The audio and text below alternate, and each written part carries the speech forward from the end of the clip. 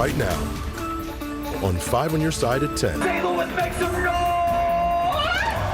The excitement is building for St. Louis City SC as the new MLS team takes the field for the first time tomorrow at City Park. Good evening. I'm Brent Solomon. St. Louis is buzzing with scores of soccer fans, and happening right now, a block party ahead of tomorrow's home opener. That's where we find 5 on your side's Robert Townsend. Robert, I can just hear the excitement behind you. Hey there, Brent. Let me tell you, we are definitely having a blast. Take a look over there. You can see right now lots of soccer fans are still partying back here at City Park. Now that's before they pack the new stadium for tomorrow's long-awaited home opener. St. Louis has waited a long time for this, and now fans are finally celebrating soccer. It's great for our city. Super excited. Since the day it was announced, I was waiting, for the chance for the season tickets to go on sale. The night before, the St. Louis City SC takes to the field at their brand new $457 million stadium. Well, I think it's pretty stellar. These ecstatic soccer fans took over this downtown area. St. Louis makes some noise! Thousands packed City Park on this festive Friday night for good music. I've been a soccer fan since I was a kid, so this is the best. And good food. Beef brisket with mac and cheese. Hats off to the chef. They're ready for a history-making good time at Saturday's St. Louis City SC home opener. So hyped. Lots of fun. Some 40-plus extra police officers were there to keep the peace at the City Park party. A super cool soccer street party setting the stage for a highly anticipated second St. Louis City SC victory. Final score? 4-1. I'm going to guess like 10-3. Big victory tomorrow for sure? 100%. 100%. And tomorrow afternoon at 4, another block party will be in full swing right here. Now the big home opener kicks off at 7:30. Of course, we'll be there live downtown amid all the soccer fun. Robert Townsend, 5 on your side. Of course we'll be there. There are several watch parties for tomorrow's game. To get a list, just text the word soccer to 314-425-5355. Let's go ahead and turn now to your weather first forecast. Meteorologist Jim Castillo is standing by. And Jim, what do St. Louis City SC fans need to know before tomorrow's home opener? Well, the weather, one thing, is going to be much better than today, and no rain or snow. Right. That's what we really wanted to hear. Right. It's going to be nice. Even lighter wind out there. So at game time, so that's 7:30 start time, 49 degrees. So expect a light wind, southwest wind, probably about 5 miles an hour. And the high will be about 60, but by game time, 49, and we're in the 40s for the rest of the day. For the rest of the evening, I should say. And then Saturday and Sunday, here we go. Lots of sunshine and cloud cover. Sunday's a little breezier than it will be on Saturday. High Saturday near 60 and then low 60s on Sunday. Just a really beautiful weekend and above average temperatures.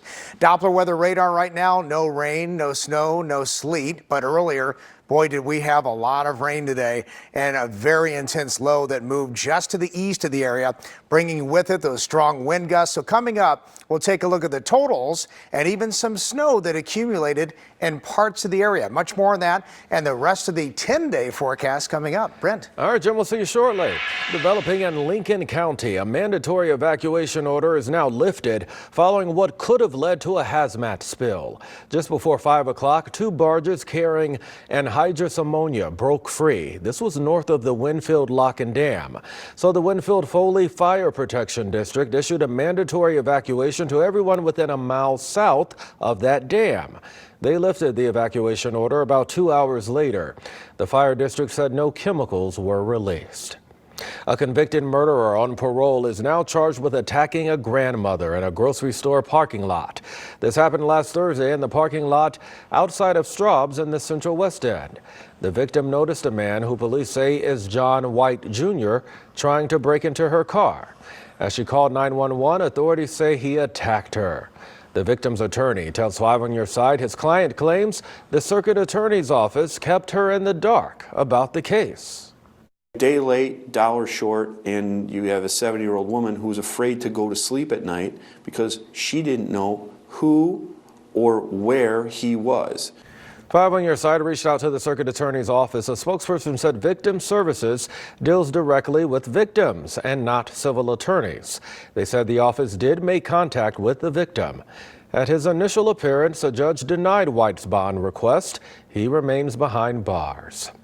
Now to the Attorney General's fight to remove Kim Gardner from office. Today he subpoenaed both Mayor Tishaura Jones and Comptroller Darlene Green.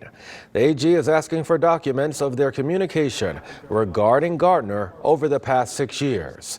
Gardner has been criticized for not fully prosecuting a man who hit a teenage girl in St. Louis, causing her to lose both her legs. Just yesterday, the Missouri State Auditor subpoenaed Gardner for her financial records.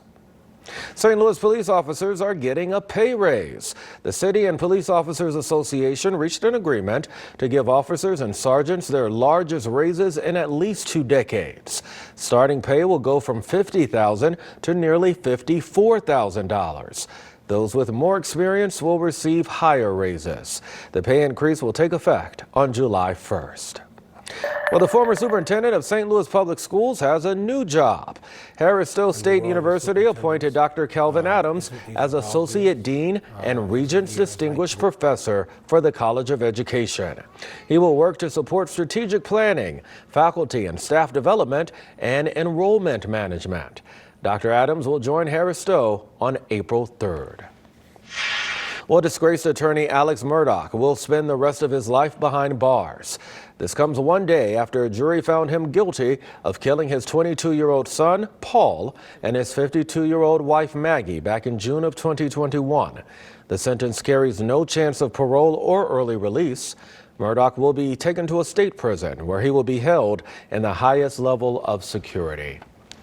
The trial of a man accused of killing 4 college students in Idaho is still months away, but already people are speculating about whether and how the state might execute him if he's convicted. Casey Decker with our Verified team looks into the claims. Bryan Kohberger is currently awaiting trial for the murders of 4 University of Idaho students. And some recent viral headlines suggest if convicted, he could be executed by firing squad. So is that true? Let's verify. Our sources: Idaho statutes, Idaho House Bill 186, the Idaho Department of Corrections, and the Death Penalty Information Center, a nonprofit group. We found that these headlines need context. The death penalty is legal in Idaho, although the prosecutors in Kohberger's case have yet to announce whether they'll seek it. According to state law right now, the only legal method of execution is lethal injection.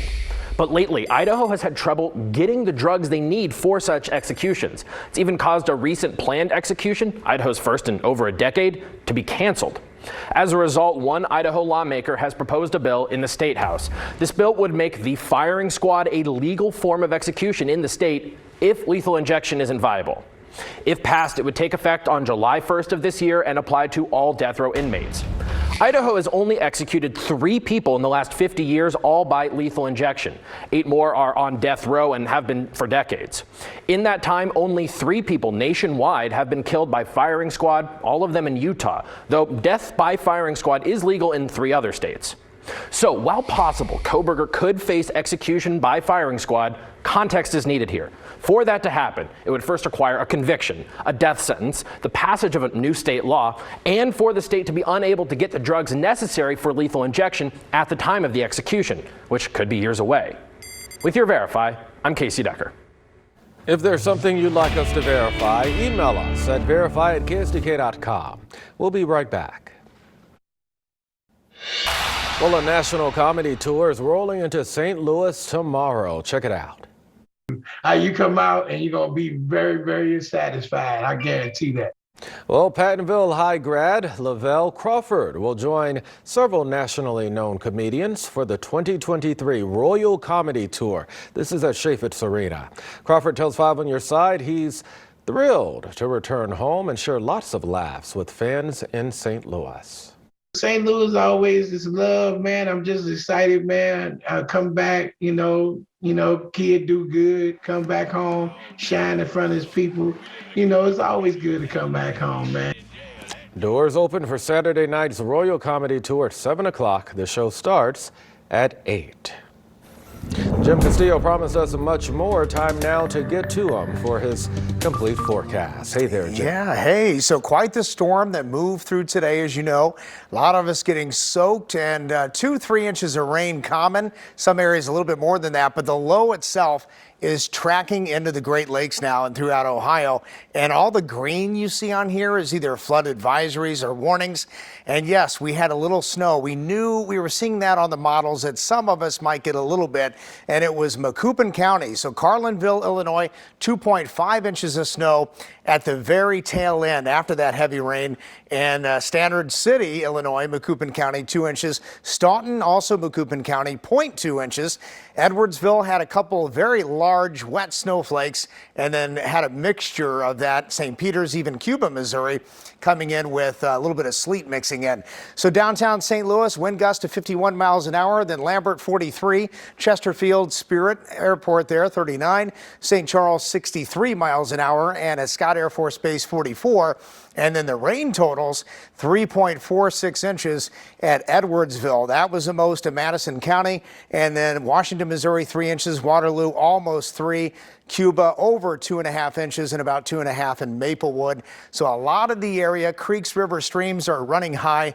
We have minor flooding along the Merrimack River. So all this green that you see on here, even the Black River to the south, expecting some minor flooding. So that high today with 1.66 inches of rain, 46 in St. Louis, 38 is the current overnight low temperature, and that'll go down as we get into the midnight hour.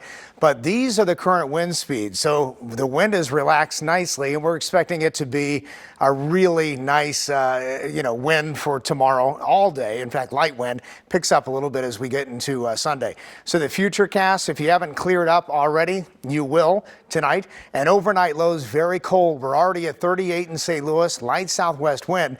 And with the clear sky, you're going to drop down into the upper 20s to around 30 degrees. So very chilly tonight. And if you can, cover up that tender vegetation. Some of the flowers have started to pop up. Again, cover them up with a cloth and not plastic. All right, 10-day forecast is showing 59, near 60 tomorrow. Great for that game. And then Sunday, 63, 72 on Monday. A little bit breezy, but beautiful. Wow. And then we get into Tuesday and Wednesday. We get colder. We're in the 40s. And at the end of the week, there might be mixed snow and rain showers. And we stay kind of chilly as we get into next weekend. Yeah, we're not ready for it's not spring just yet. Right, not yet. Jim, thank you much. That's all for your news at 10, but Corey Miller standing by now with 5 on your sideline.